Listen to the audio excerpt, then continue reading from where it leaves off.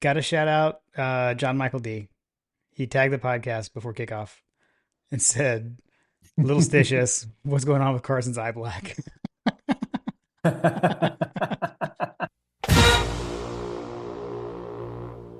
Welcome to My God a Podcast. I'm Jim Wood. In this episode, John Powell and I review Georgia's 34-20 win over the Florida Gators. We talk about our experiences on Saturday and what stood out to us during the game. As always, remember to check out the newly redesigned MyGottaPodcast.com to see our latest merch. And you can follow us on social media at MyGottaPodcast. Finally, if you need help with your website or your online presence, head over to workingwebmedia.com/dogs. Now, let's join the conversation in progress. We're back. Another cocktail party in the books. It's funny because it didn't go as we expected, but it wasn't that far off from our score predictions, which is the Yeah, wild thing. this game was very much like I was explaining to some guys. So I have some friends at church on Sunday, which, in true rival fashion, definitely was rocking the Georgia red and black on Sunday, walking into church, As one does.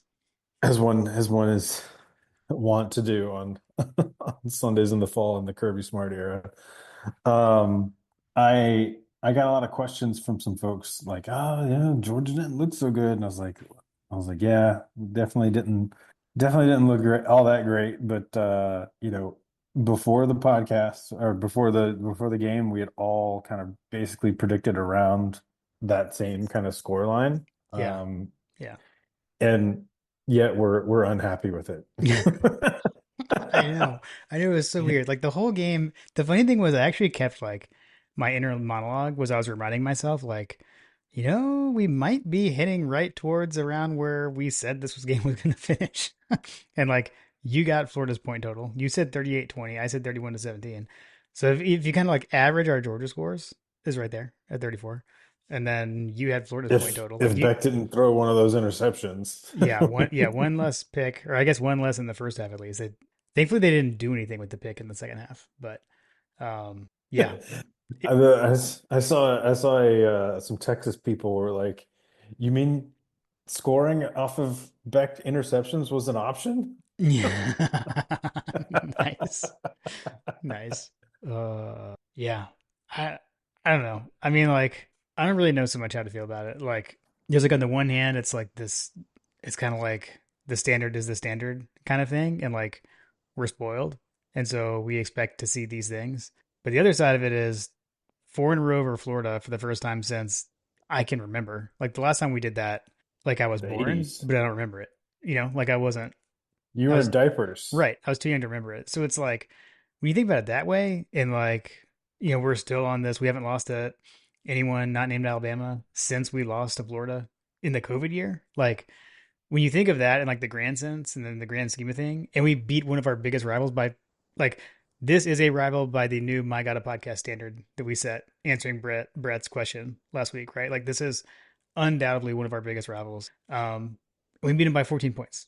So like at the end of the day, 14-point win in the cocktail party, can't be too upset. But that didn't help my psyche on Saturday. uh my question for you, like you kept texting me screenshots of the win probability. Like, were you like actually worried? Were you like, oh my gosh, we might lose this game? Or were you just I like, mean, holy crap, look at this win probability? I just thought that the win probability for how awful we were playing, it was still pretty much a toss up. Okay, okay, okay. Yeah. Yeah. First of all, I think that I have to go back. I'd have to go back and confirm this, but the highest win probability, I believe, for the season. Uh, I'm trying to think which game would have gotten higher. I don't know that there maybe Kentucky. I mean, But yeah, Alabama. Alabama. Yeah, yeah, Aside from yeah. that. Aside from that, yeah. 67%. Like they had a 67% win probability at one point in the third at the right at the beginning of the third quarter, when they were beating us 13-6. Okay. So Okay. anyway, I was just I was just noticing that, we were like, this guy's falling, like, what the hell's going on? Like, why does he keep throwing interceptions? Like, oh my gosh, like we Right. can't seem to catch a break on anything. Um, and it was still and it was still like 54%, 56% win Yeah. probability on that. Because Right. anyway, I was just tracking that along. It's like, okay, like all of this, all of this nets out because success rate was off the charts. Like we were literally carving them up. I think I tweeted this out. I was like, we are literally carving them up. And we had what the Brits refer to as F all to F all to show for it. Yeah. I think that is what's so frustrating about this team is that we have seen periods where we're just like clicking along and then Beck throws an interception on the goal line kind of thing. Yeah. Yeah. I mean, it was so weird. I mean, I guess the first drive, I mean, I guess we can just dive right in. It's our show, Actually, Jim. We can do whatever we want. that's right. I would say we didn't do much of anything on Saturday anyway. Although we did the things like Kim and I went for our run. I actually went for a longer run. I don't know, so maybe that's a problem. I did a 5K, so maybe that's bad. I Uh, also did a 5K. okay, maybe so we did not both do a 5K on game day, maybe. Um, but yeah, I will say though, I did. I had mentioned that Lily had requested that we do wings. I did that. I think I made the best smoked wings I've ever made. And they were actually like Lily liked them, like the way that I make them. Which she is one of my tougher critics. So it was fantastic. So it was a good day. It was a beautiful day outside. We were able to watch the game on the porch. So that was good. But anyway, It was quite warm in Georgia. I remember you saying that. I was texting you. You're like, I needed to, because I was getting all frustrated with the game not being right at 3:30. Which is Yeah. has become a common annoyance for me. Like these games, like they don't start at like it was like what 3:50 or whatever. Like you got to wait for the 12 o'clock. These ABC triple headers are kind of wild. When you're this middle game. Yeah, I'd have to say that it's definitely a downgrade from the CBS experience because Yeah, at least with the CBS experience, you were the lead-in to a doubleheader or you were the show for them yeah, for the day. So if you yeah, had 3:30 kick, you had all of the pomp and circumstance for the pregame, the score, like whatever the CBS score center, show or whatever it is before the game. right. Um, they're they give you 100% airtime and you get all of the stories, you get all of the, you know, fodder that comes in the lead up to a game like this. Yeah, And yeah, on on our new in the new world with Disney, like more often than not, it seems like that we are just like inserted. yeah. And like when the game ends, they just cut it over to the next game. Like we didn't even get like any no post game interviews or anything. Like I feel like they just kind of it's just over. It's kind of weird. It is kind of weird. I It's like saw like they on to interviewed the Jay next. Holly Rowe interviewed Jalen Walker in the in the tunnel to on the way to the locker room or something. And I saw it like on Twitter later. I don't think that was on TV. I don't remember seeing it on TV. No, no, I don't remember seeing anything on TV. Yeah. So, anyways, sorry, off the rails. Yeah, I mean, but yeah, I mean, it is part and parcel with this new contract setup and this new contract structure that we're Yeah. not the only game in town on the one channel. Right. Yeah. Yeah. It's very different. You you have to endure a blowout win. What was it, Miami and Mi- Duke or something? Miami and Duke. Yeah. Yeah, like so riveting. Right. Right. Yeah. Put In them the old on. days, you'd be like, and if you want to see the rest of this game, we're gonna go to the real show now. Yeah. Exactly. Exactly. Okay. So I guess at any rate, got to shout out John Michael D. He tagged the podcast before kickoff and said, "Little stitious, what's going on with Carson's eye black?" So, I didn't see that, oh but yeah, oh yeah, man. he called it out before before the game even started. Um, so he's been all over that stuff. I'm trying to remember what the other one. Oh, the other one was like Kirby, whether he does or doesn't say "Go Dogs" pregame interview or whatever. I think he was the other one he called out to us. So, anyways, yeah, I I legit was hoping he would go wash his face at halftime. Um, he didn't. and I guess he only He went tried through to he went through he one tried to pick. in the post game. He tried to in the post game. You could still see the outline of it, which is like, Yeah, I made the joke that he had the travel ball eye black on, because that is like the thing that the kids do. yeah, They they could be playing at 7 at night, pitch black outside, and they'll have this like war paint on. I'm like, Carter, you realize that's literally doing nothing for you. He's like, yeah, but it's cool, Dad. yeah, yeah, yeah, I have a feeling that when he showed up in the locker room, Kirby was like, "What the hell is that kid?" It's yeah, like, yeah. "Leave him alone." I actually even think back to like the Mark Rick days because like he had stuff and like he wouldn't let them do a lot of stuff and guys would like sneak stuff in. I don't know. I don't know if like eye black falls into that category. Well, But you had ETN had like a shoot something or other, which was like a throwback to I think it was like a crawfish place in Louisiana or something like that. it was a place like on like a gator hunters type thing. Okay, that's what it was. That's what Yeah, it was. yeah. Yeah, Shoot 'em, I think is what it was. shoot him. Yeah. Yeah. Yeah, I hate that his I don't know whatever we want to call it, facing his old team, I'll just say it that way. Like I hated that he didn't really get to do much with the injury. Which you can I don't know. Coach Hayes put out the video. There was a video. I didn't catch it on the broadcast.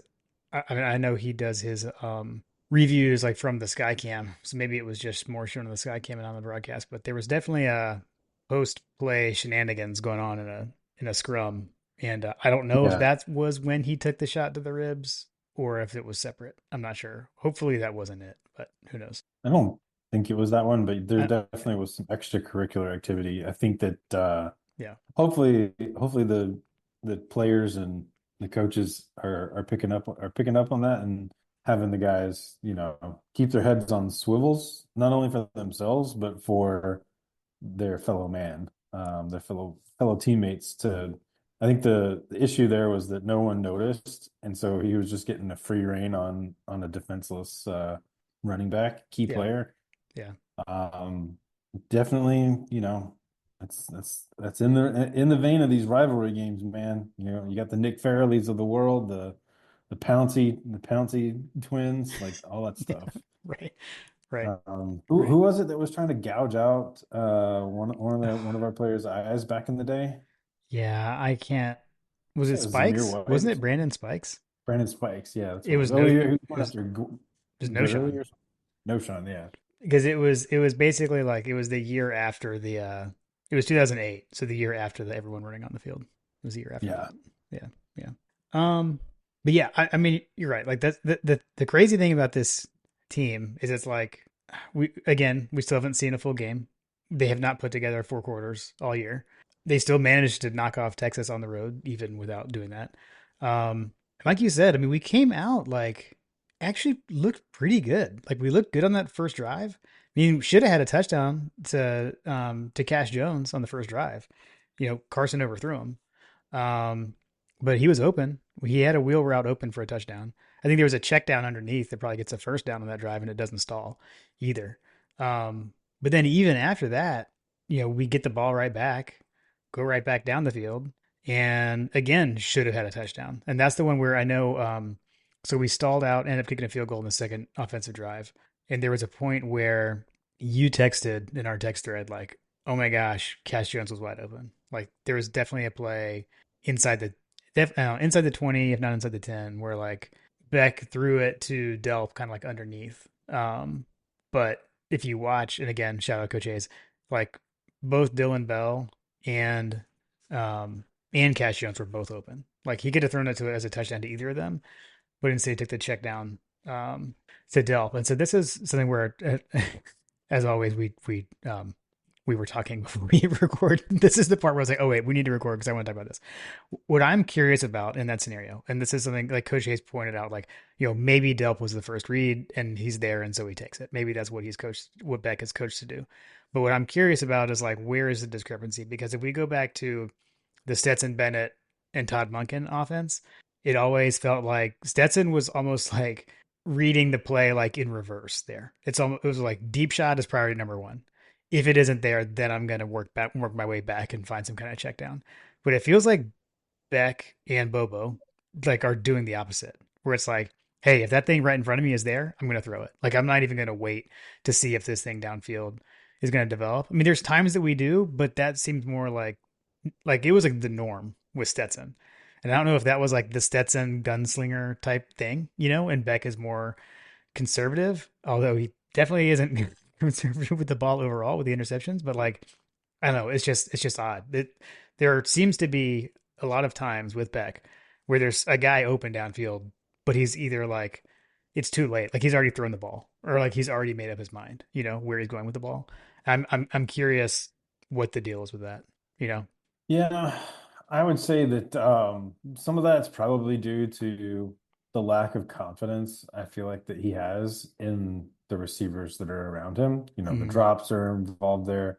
I mean, we've had multiple times in his career where he's had Arian and just can't connect, where he's had those deep balls and they just haven't worked out for him. So I think that to a certain extent that he's a victim of his own, you know, mistakes from the past or whatever the case may be. yeah. Um, I think that there's a component of he just needs some confidence building, I guess, for lack of a better description, because I agree. Like I think we talked about it like, we nobody respects the fact that Stetson Bennett was able to drop 30, 40 yard bombs into a basket Yeah. with the wide receivers in the past. I don't know if it's he that Stetson just throws they like to say that, a catchable ball. Right. But Dak seems to struggle. And I think that this is just kind of like at this point, it's not an anomaly at this point. Like this is pretty consistent.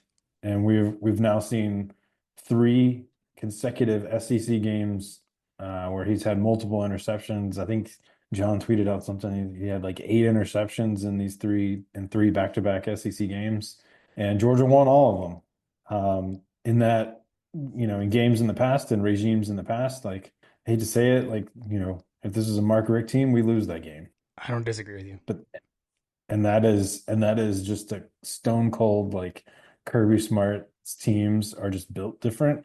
Um, I think that by the end of the season, we will be able to say that we are 100% the most battle tested team in the country, both in terms of schedule strength and in terms of what we've endured on the road, what we've endured from a comeback mentality, what we've endured from a turnover perspective, what we've endured from an injury perspective.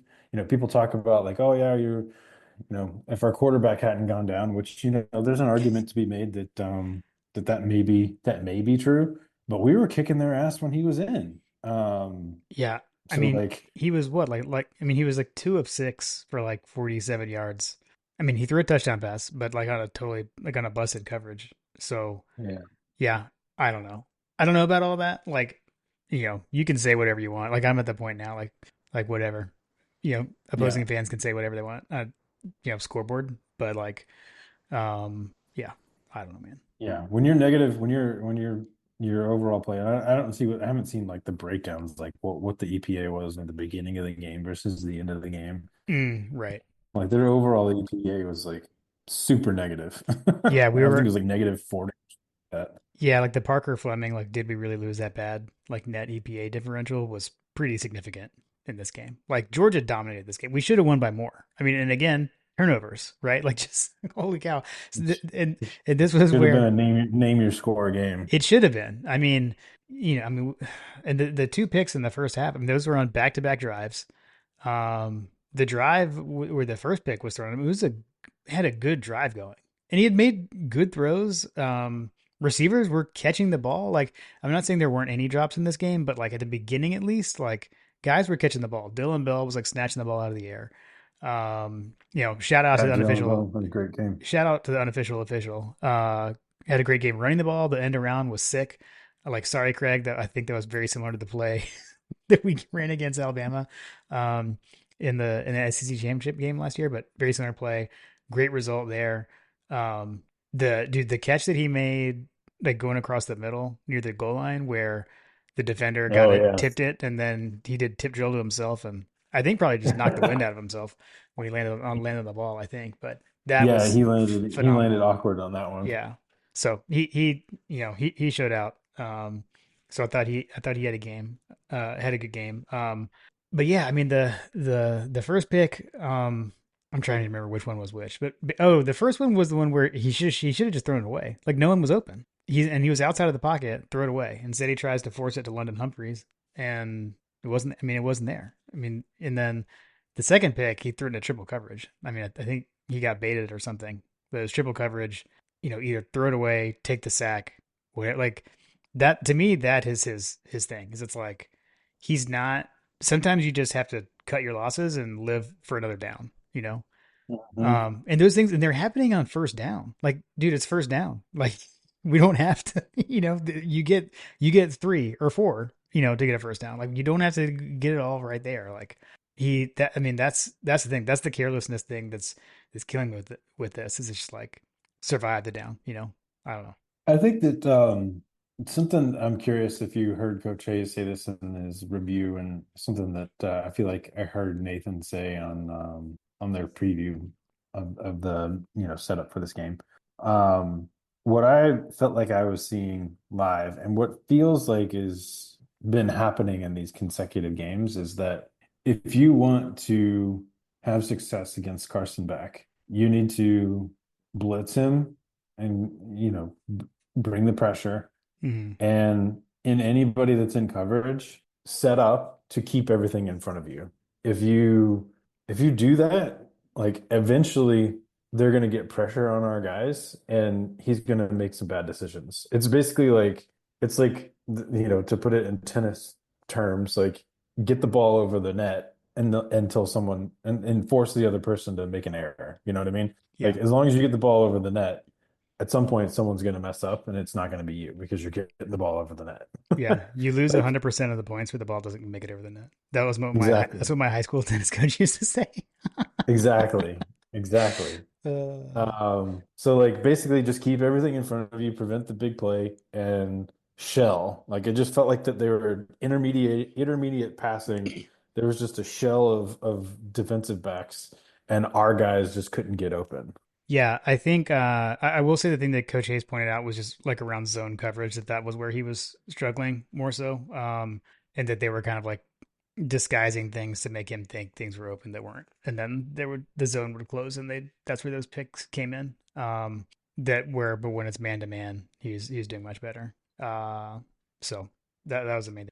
Well, you say that, and then you have the situations like where, you know, I'm going to stop short of this, but you have those situations where the wide receiver, is in single coverage. We saw that exactly this exact scenario where I think it was Dylan Bell when he came in motion and he had single coverage, and he made a hot route, and he ran It the slant was instead of the quick screen. it was love it. Love it. Okay. I knew it was one of them. So Lovett was not prepared for that play call. Yeah. I'm gonna stop short of this, but like it's kind of like at some point you have to just say like this is our team, and maybe this is just our team. We've seen multiple games now where players are not reading the right routes, which you could argue that means that the coaches aren't putting the players in the positions to succeed. Where multiple people, multiple receivers are having these issues on calls at the line. Like Yeah. at some point that's got to roll up to the offensive coordinator, and maybe Craig's like, "Oh my God, they're they're they're singing my song. They're singing my song right now." I mean, Uh, the that I I I feel like the buck stops at the top and for the offense, and those kind of like boneheaded dumb things. Sorry, Carter. That happen on the field have to at some point lay at the feet of either the wide receivers coach, which I definitely am of the opinion that there is a cooler situation going on with Coley coming into the fold, which is no shortage. It's not lost on me that that is happening. right, right, right. Um, but because we didn't have these issues last year. And yes, we had the security blanket of Ladd, and we had the security blanket of Ladd and Brock, but love it. I feel like played a lot better last year. Delp played a lot better last year. Um, there's a number of different things, and I'll say that you've got calls up the line, you've got players being in the right positions, you got players running the right routes, and then on top of that, like this happened multiple times, and it's something that I had text message coach about because I wanted to get someone that knower of ball to advise on, but something that is really starting to frustrate me with the receiving core is when we do complete these long passes where there's a long deep pass and Carson does the hard part and gets the ball and they actually catch the they do the hard part and catch the ball.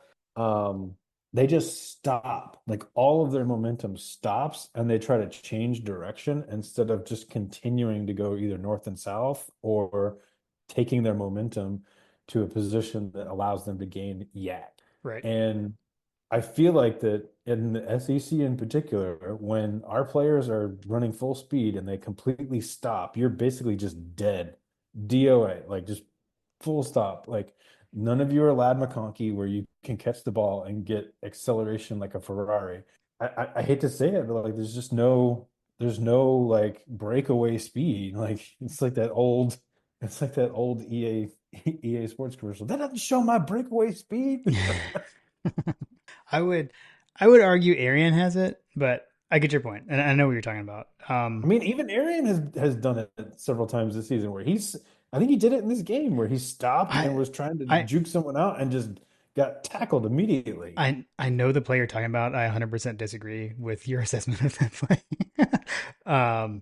He made the right cut, and the guy he was going to get tackled. He actually got probably at least 10 extra yards by doing what he did, in my opinion. That Okay, was so that was the huge third down conversion on the go ahead touchdown drive in the when it had been tied at 20. It was on that drive. But even yeah. if you are only going to gain a couple of more yards, I'd rather you gain a couple more yards than to either, number one, put that kind of stress on your ligaments and Mhm. potentially get tackled in a situation that's going to be an uncomfortable position, where you can get hurt, all those different things. But I just feel like that it's unnatural. It's just an unnatural Yeah. thing, and the speed of the game is just so fast that what you're trying to do is like the percentages are that just keep going, Yeah. whether it be up a few yards out of bounds. Yeah, you're going to get tackled maybe, but the low percentage stopping in the middle of the field just seems super bad. Yeah. The back to the like not being on the same page with the hot route thing. Like we've seen the exact same thing happen in multiple games now with multiple receivers. That's what's killing me. Like Hmm. the one where Lovett didn't where he ran a slant instead of just the screen route. And you can see like it, Dylan Bell knew what to do. Like he looked at Lovett like, "What are you doing?" Like after the play, you can see Bell gesture at Lovett like, like what were you just doing? But that's the exact same thing that led to the interception against Alabama. Like I know we've seen it happen there, so it's just like we've seen it with multiple receivers, and that's where it's like, I think about like managing or teaching, right? Like whose fault is it, kind of thing, like what you were saying. Like it's multiple receivers. We've seen it. Is Carson not getting the message there? But however, Dylan Bell got the message, but how did Lovett not? Like I'm not. I don't know. I don't know what to make of it other than something for the team to work on for sure. But I mean, this is coming out of a bye week. Like we had a bye week Hmm. to get ready for this. And I'll say too, just like in general, and I think this is it's probably part of like a state of this rivalry. Like when we stepped on the field at Texas, and I guess I'll maybe to kind of, especially with the defense, like they were like playing like their hair was on fire against Texas, like from the jump. Like it was just like, oh my gosh, where has this team been? Like this is amazing. Like this is havoc. They're creating that. I'm like, I didn't feel that here. Now it's a different situation, especially early with Lagway, because you got to worry about him running. Um, Mobile so quarterbacks yeah, are so maybe it's a sorry. little bit different there just from that. But like, I didn't feel like I mean, I think it's fair to say like they didn't have the edge in this game that they had against Texas. Um, and maybe that's something about Florida. I don't know, but like, it's just back to the whole like 18 to 22 year olds or however old these kids are now. With the COVID year and all that stuff, but like that plays a factor, man. Like these are kids, and they've got to have their head in the right spot, and they've got to be focused and motivated and believe that they can lose, kind of thing to get fired up for this kind of stuff. And it ebbs and flows for sure, and you can see it on the field. I will say that there's a couple of things about mentality that I'll touch on that maybe has something to do with some of that. Um, you know, no one believed that they were going to win against Texas. I think that it's the body of work is out there that, when Kirby Smart's teams feel slighted, Hmm. they tend to elevate Yeah. they tend to elevate their game. It's like the Jordan effect. Like if you give Jordan an inch Yep. to give an edge on himself, Right. he's gonna absolutely bury you on. So from a mentality standpoint, let's just like take a quick pause and just kind of discuss some of this, which I think that there is definitely some validity in some of the feedback that I have been seeing. So in in the aftermath of the game, you've seen multiple situations where there's a little bit of disconnect on what's being communicated and how it's being communicated. Um, so let's look at Nate Fraser's touchdown. Hmm. Yeah. So Nate Fraser rushes for touchdown, big score, big momentum, and then he does the gator chomp and the throat slash. I'm still out to lunch on whether or not the gator chomp would have gotten him a flag, but I know the throat slash definitely got him a flag. Yeah. Yeah. Um, but so you do that, and so what I saw in the game were two players that exhibited multiple players, not just the two, but the two main players, Lucky and Wilson, Yeah. exhibited leadership that we've been looking for, right? We've been Hmm. looking for like, hey, where's the leadership moment? Where's the Nakobe Dean screaming at somebody to get in the right position type situation? Um, and you saw Lawson Lucky, who's, he's an underclassman still, but stepping up, trying to like prevent his younger teammate from making a mistake. He tried to stop him from doing that throat slash. I think Yeah. he saw it coming. He saw the windup coming. Yeah. Um, I don't know if he knew it was coming, like it was telegraphed beforehand. Like Right. if I score, this is what I'm doing. Right. Because he was right on top of that arm. As So soon as that arm he started was going up, he was like, he reached for it. He grabbed his arm. yeah, don't do Uh, it. yeah. Yeah. And then you can see Wilson just drop his head and Dude, the look look like of dejection, the like a disappointment. disappointed dad. So good. And Yeah. then immediately after he kind of like collected himself, like he immediately went over and was already in his face. He was like, "Dude, you like." He's Yeah. like a big brother. Like you're about to have to go outside and pick a switch, kind of thing. And then he pointed over to the sideline. He's like, "Go over there and take your medicine. Yeah. It's it's coming. It's Yeah. coming." And then Uh, Kirby lost his mind on him. yeah. Um, Yeah. okay, so that's one scenario, and there's a sentiment out there that says, Carson Beck's out here throwing interceptions. Why don't you get all in his? Why don't you get all up in his? You know, whatever. Like why is one player getting the hair dryer treatment? The hair dryer treatment is the term that they used to always call Sir Alex Ferguson for Manchester United. Shout out British Bulldog. We were talking about this. Like this, there's this like Gen Z like soft parenting approach. Like, oh, don't do that. Like I'm guilty of it too. My wife is on that soft parenting like approach with some of our kids, and I sometimes will be like, get here. You gotta go. Like Yeah. they don't listen unless you yell at them. And I think that there's like the soft approach clearly is not working. And there was a couple of times, like I think that there was someone had mentioned, and I've seen it multiple places, not just when John mentioned that Carson Beck like did an eye roll on Kirby Smart. Yeah. I didn't see that, but I've heard that there were multiple mentions of that. But what I did see is that, I did see Kirby coming over and like, trying to get into people's faces and trying to get into people's attention, and they're not looking him in the eye when he's talking to them. That's not something that Stetson Bennett ever did. Like Stetson would often, bar back and forth with him. Yeah. Um, Yeah. there's a mentality situation that is just disparate. You don't see Carson Beck being treated the same way. And I think that it's warranted at this point to maybe like lose your shit a little bit, Kirby. Because at some point, throwing three interceptions in a game is going to come back and kill us against a team like Texas A&M or Ohio State or whoever it is down in the playoffs. Like this is the kind of this is now is when you try to fix. He keeps talking about we want to be a team that slowly progresses. It doesn't feel like we're progressing in that regard when you have another game where the quarterback's throwing three interceptions in a game and you have multiple people not knowing what to do. Yeah. Can we just There's a mentality concern that I have, and that scares me a little bit.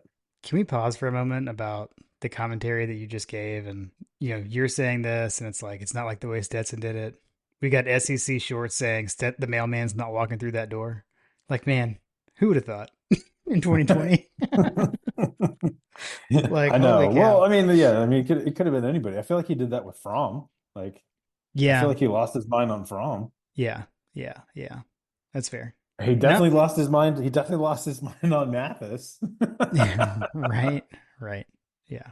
Well, now all I can think of is that one time where he was trying to say something to Mathis and he clearly didn't like the answer, and he got that like that look on his face and sent him in. That was a great gif. That was a great early gif. Um, but yeah, I'm with you, man. I'm with you. Well, maybe we'll talk about this. I think we'll probably have questions about that for the next episode. What to make of all that. What else? I guess only other things on or another thing on the offense. I thought it was funny. Um, there was a moment when it was when Cash Jones on his touchdown catch, which by the way, the run after the catch was amazing. Like breaking tackles, carrying guys in the end zones. It was like shades of Olandis Gary in '97, like carrying guys into the end zone. Um, but after that, Chris Fowler on the call said something to the effect of like, if you look at the running back room preseason, you would not have expected to see like Cash Jones being a guy to make a huge play in the cocktail party. Um, that's what he said like right when that happened, and then it's like I saw that today, like rewatching. I was watching a highlight package and I saw that, and I was like, man, like I feel like Dwight Phillips Jr. was like, hold my beer, like I'm gonna score later. When he scored, I was like, who was 20? Like when we handed the ball off to him. I think a lot of people were. Yeah, yeah. So I think that Graham mentioned this or something. Like they basically said that I guess the coaching staff wanted to confirm with Kirby that he was even going to be coming to the game. Hmm. And when Kirby said yes, he was coming and that he was going to dress, the the offensive staff put in a package specifically for him. Yeah, yeah. Um, I think that was said and on the it, broadcast, actually. I yeah, and think. it worked, and it worked, and it worked to perfection, right? Yeah, yeah. What what gives me hope, promise for the future at the running back position, because I think that there are definitely a lot of questions that are going to be asked about who's going to take the mantle moving forward. Because Hmm. frankly, fair, not fair, whatever, Branson like literally can't stay healthy. Um, Rod Robinson, same thing. Like someone's got to step up. Etienne's not going to be around, forever. Yeah, So like having seen him, and maybe he's not going to be like that every down back because he doesn't seem like he's very big, but what gave me a lot of like excitement was how the team responded to him scoring. yeah, yeah, It showed me that the team really rallies around him and that he's got the locker room kind of thing. yeah. And when we're talking about under the umbrella of the mentality that goes into all this game with, a lot of it being mental. If you've got a guy that's on the field that's feeling himself and feeling good, has a team behind him supporting him, like that everybody was like peanut, peanut, Yeah. peanut. Like Right. I Yeah. thought that was great. I thought that was great. Like it just shows that they trust him and that he's. I don't know. I'm excited. I'm super. That made me super excited for what his future might entail in the red and black. Yeah. Yeah. I agree. I agree. Mm. How about Delp made a big catch in the Yeah. game? Yeah. I mean, yeah, Delp made a big catch. Lucky made a big catch down the sideline. We would love to see Delp kind of back to form of, I mean, frankly, like last year, like, I feel like I don't know if that was just like he's filling in for Brock and I don't know, more kind of thrown into the fire or something, but we're looking for him to be T1. I think it's been Lucky to this point, but I don't know, maybe he's getting back to him old self, getting back to his old self. Yeah. Would Yeah, love to that's see that. definitely that's definitely good. Offensive line. Tate Ratledge jumping in. Yeah. I haven't seen Return of Tate. what who got hurt? Morris, Micah He Morris. came back. He was the He one, came back. yeah, Okay. because like Tate, and then they kind of like rotated for the game. Like Tate actually came when he went back in. Tate was back out for a while, but he was back in later in the game. I know he came back in eventually, kind of Okay. rotated. So, That makes me feel better about the offensive line situation. I thought the offensive line performed, I think Stacy should be proud of his work there. yeah, I thought they played Um, pretty well. I can, we're on speaking privilege. We're on speaking terms right now. Unlike Um, James Coley, unlike James. yeah, Coley is, yeah, That's a guy. something stinks in that wide receiver room. There's way too much talent for what's being thrown out on the field right now. Yeah, yeah, And it's weird because you see long stretches of like, hey, this is working. Like let's keep doing this. And then all of a sudden, like no one's open right, for multiple stretches, for right. multiple series. Um, I don't know. It doesn't make any dang sense. And then you got guys making wrong reads off the line, all that kind of stuff. Like there's just something stinks in how we're set up. And the longer that you start to see the same things happen, the more I start to believe that it's a leadership issue. Yeah, yeah. Let's talk a little bit about the defense because I think overall great game. I'll start with my one bad thing on the defense. The only thing that frustrated me was the end of the first half, where we get the ball, we don't do a whole lot with it, and we kick a field goal. So I think we get the ball back with like a minute and 20 seconds or something like that, and we get a field goal, but then they march right down and match our field goal to go up 13-6 at the half. I think they got the ball back with like 40 something seconds, and they looked like they were pretty much like okay with running out the clock and just going to the half. But we let them rip off a long run, a couple of long runs, and then leads to a field goal. So that was frustrating. Um, I guess the Hmm. the game tying drive was a little frustrating, but I mean at that point, like they'd been on the field so much, and it was like, we go up 20-13, and then we get the ball back a couple of times and do absolutely nothing with it on offense, and then they come down and tie the game up. That was a little frustrating. Outside of those two drives, though, I thought the defense was fantastic. Uh, you mentioned earlier, like the first pick of the second half, or the only pick of the pick that Carson threw in the second half, led to no points. Like we actually, shut them down, got the ball back. You know, you can do those things. I think the first half of the first 13 points were off turnovers. The one with the one chunk play coming right off a turnover, busted coverage. But then after the other turnover, I think only led to the field goal. So you kind of buckled down there. Did a good job. But Chaz Chambliss, I think, was like SEC co-defensive player of the week. I think that came out today. Um, Yeah, Chaz played great. yeah, we got our guy Chaz sacking the quarterback transfer from Yale, which just felt fitting for a guy named Chaz to sack a former Yale quarterback. I don't know. I felt like there was something there. But I mean, oh, and then dude, the hit that Harris laid, that was initially called targeting, which I mean, I'm I'm not gonna harp on that for the ref. Like I thought it was targeting full speed. Like I was like, uh oh, Yeah, I was I like, was like, oh, here we go. he He just gone. he just got ejected. He gone.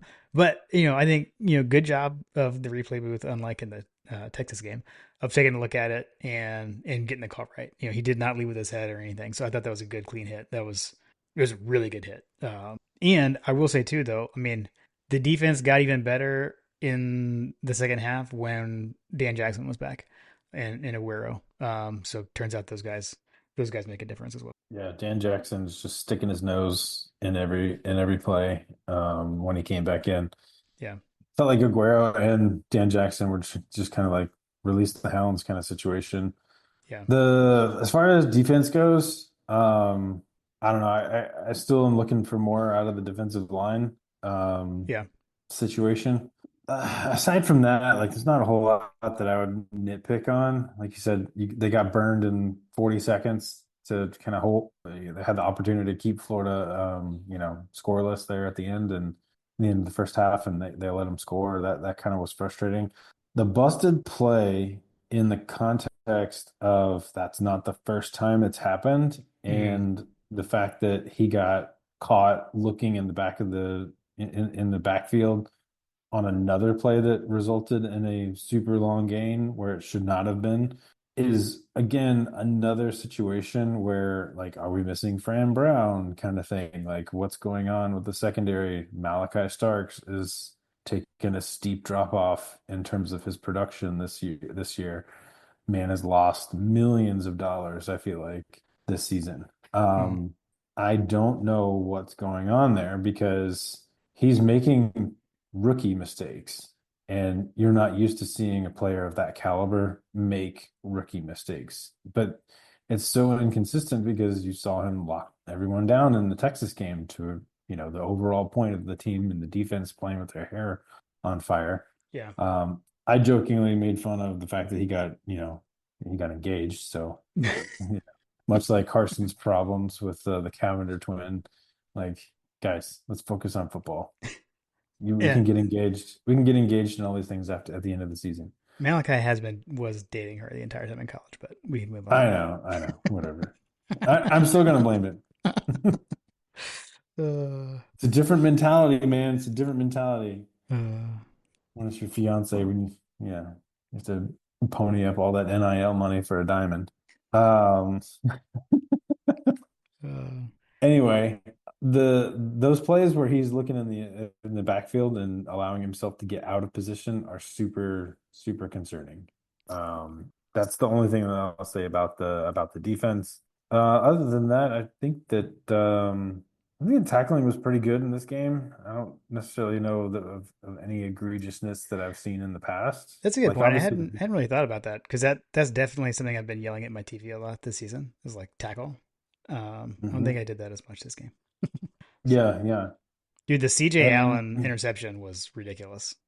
That yeah, really, I think, sealed the game. And like watching that back again, and Kirby pointed it out, like there was a receiver open, and like CJ Allen just like jumped and took the ball away. yeah. He That was impressive. snatched out and told that Yale quarterback to go sit down and head back to his skull and bones meeting. Yeah, yeah. And had said quarterback not tripped him, he might have had a pick six. But I'm now okay with that because that led to the Dwight Phillips touchdown. So that's okay. I'm cool with it. Yeah. I think that Carter and I were joking that like, oh, okay, we get to eat some clock. Right. Yeah. Yeah. He almost had another pick earlier in the game. He's playing really well, and I feel like Allen. I feel like he is stepping up into that leadership role a bit. I think Allen and Jalen Walker, from what I've seen, are seem to be there. Yeah, I mentioned it earlier, but like, anybody talking about, oh yeah, we're without our starting quarterback or whatever, like, well, Georgia's got a long list of injuries of people that are normally starters that are out too. Yep. Smile Mundan being Yep. big on that list. Yep. Yeah, for sure. I guess I would say too, there's a reason that we talk about special teams on this podcast. It is one of the three phases of the game. And man, that botched field goal snap by Florida was a huge play, a huge, pre-game turning point type thing that happened. And but on our side, I guess two things. One, I think we did miss Anthony Evans at punt return. I mean, Starks I think did fine, but I think there was a few where I think Evans would have returned that Starks fair caught. But it's not his usual thing. Not going to be too hard on that. Um, but man, Woodring is having a heck of a season. 2 for 2 field goals, had a 53 yarder, another payday, and I don't think they had any punt return yardage either. Still, so Thorson's still doing his thing. Although I think his leg got kind of tired because he had to punt so much. He definitely had some not Thorson-esque punts Yeah, in this game. I was yeah, like, yeah. He had one you really know it's really a short. bad game when Thorson is struggling. Right, right. Yeah, I'm telling you, man. He was like, "Why am I out here punting so much? Like, come on, Carson." I will say that I want to say it was like Herb Street or was it Fowler that like was making a lot of comments. I don't know. I was like, guys, back off my man. Like he's the thicker kicker, but like, come on. Like they're like that's a kicker that McAfee would appreciate. I mean, look at the size of that kid. Whoa. Like guys. Uh, he did say on Mullets in the mic he was closer to having to go to cardio day as opposed to like eat more food day or something like that. I don't know. Shout out Melts and the mic. Those guys are hilarious. One of the greatest things of NIL. Yeah, for sure. All right, let's acknowledge before I forget, coaches over unders. Tough week in the over unders. Neither of us were above 500. I went 2-6. You went 3-5, which makes us in a dead even tie for the season. We are both 33-31 overall. So I had kept chopping and come back. Now you also have now kept chopping. I feel like John, you kept the main thing the main thing. Yeah, now here we are. So post cocktail party, dead even tie. Shout out Coach Joe Bill for sending those to us. Yes, thank you, sir. Um, I think I've edged out a slight lead on the pick'ems though. oh, good point. Yes, Pick'ems, you've got like a 2 game lead on me on the Pick'em games. So, That trap which, game in South Carolina. dude, man, yeah. Hey, I mean, felt like that line stunk, and then also we felt like the Auburn Vanderbilt line was fishy.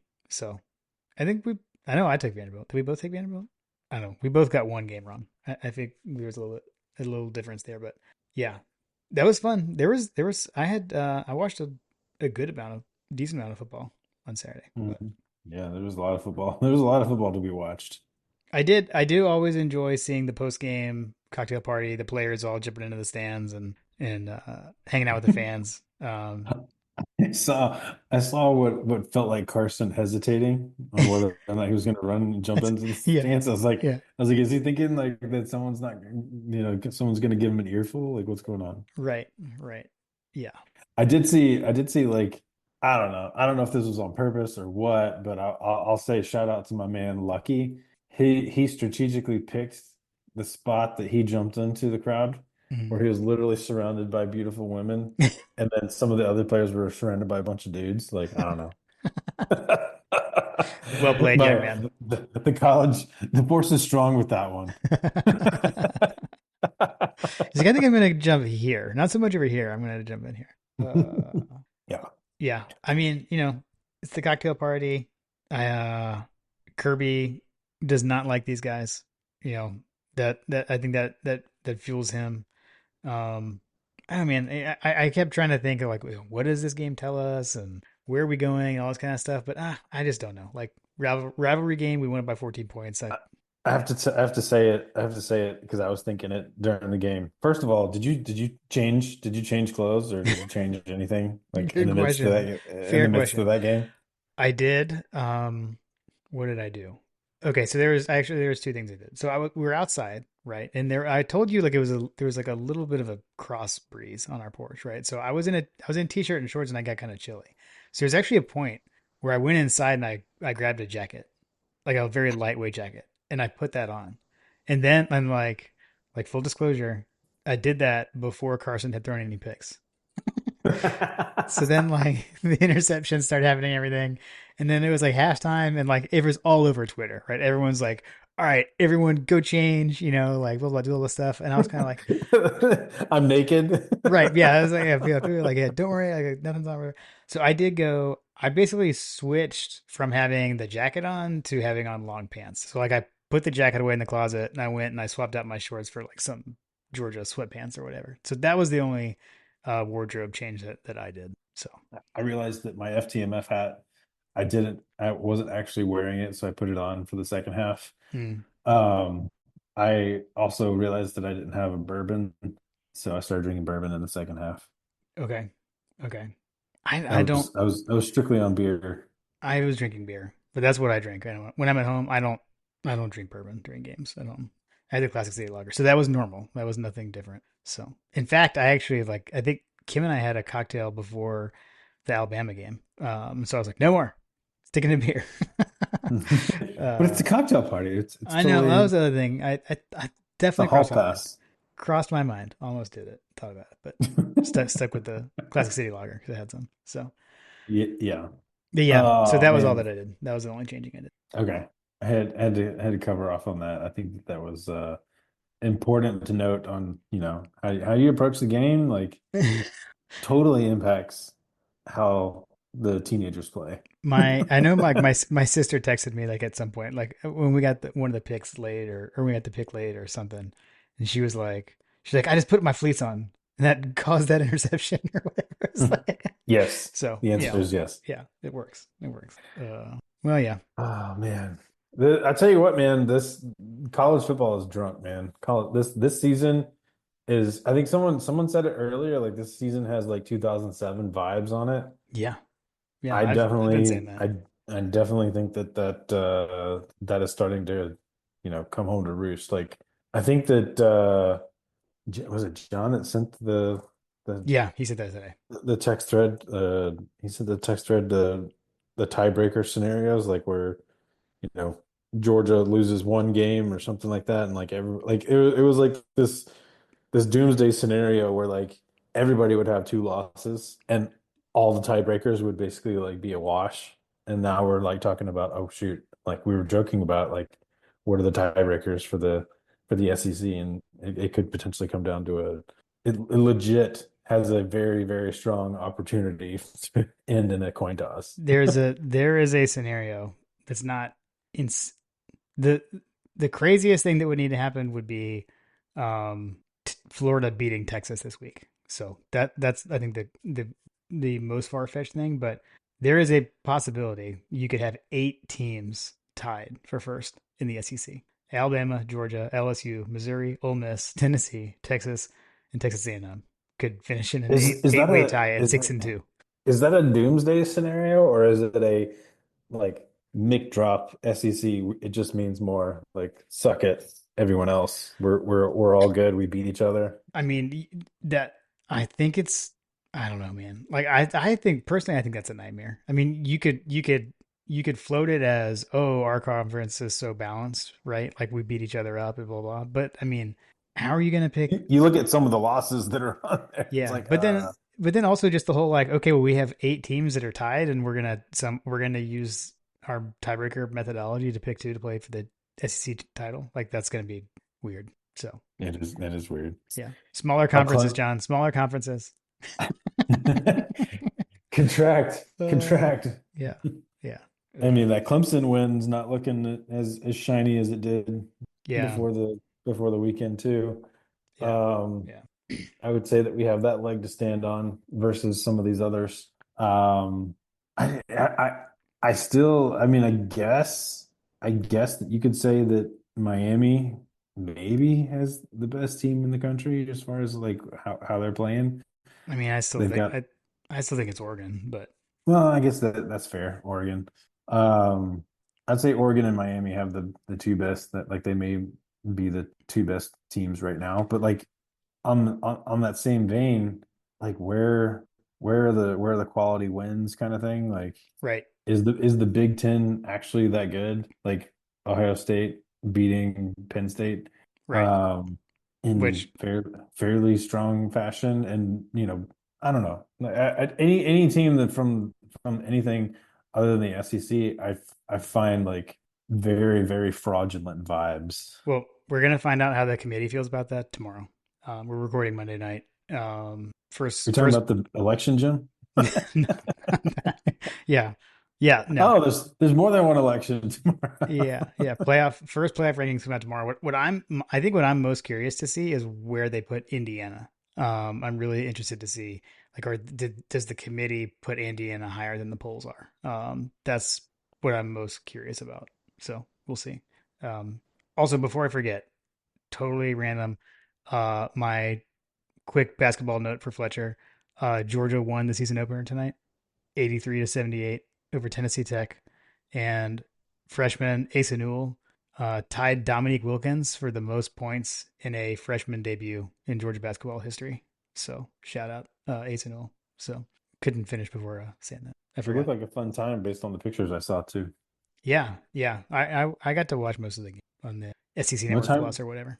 What time was it on? Because I feel like I was either. 7:30. I think. Yeah, I was about to Well, say. it started a little late, but it started a little late because there was a doubleheader. The women's team, they had a basketball doubleheader tonight, so they had to start like Got it. X minutes after the women's I game ended. was I was neck deep in a child's activity with I had to take my youngest to the Publix for they had like some kind of math like scavenger hunt situation. Mm. which was kind of weird. But we ended up having a date night there. Which, by the way, I'm going to talk about this right now. I was. Did you know that? Did you know that Publix had a Thanksgiving sandwich? No, like like in the pub subs. Yes. Did you know that they had a Is it Thanksgiving like sandwich? it's like a seasonal thing? So no, I didn't know. Is it a Yeah, seasonal thing? yeah. It's actually on sale right now. If you want a full sub. Okay. Um, So what it is this is my off the rails commentary, but yeah, yeah. So we were there. I said, "Hey, Camden, let's have a date night. We can do, we can eat and kind of hang out, listen to music in the car, kind of thing, after we do your math event thing." She's like, "Yeah, let's do that." Pub subs. And then when we got there to order the subs, I had totally had my, normal order ready to go, and I saw the sign for Thanksgiving like holiday sandwich, and I was like, "Oh, that sounds that sounds amazing." So I asked a couple of the workers, which, when I see something like that, I'm like, "Hey, is this good?" And they're like, "Yeah, like it's really good." Okay, sold. Nice. So what it is I used the white bread. I'm a big like Publix white bread fan. I know that's not a popular opinion, I guess. I don't know.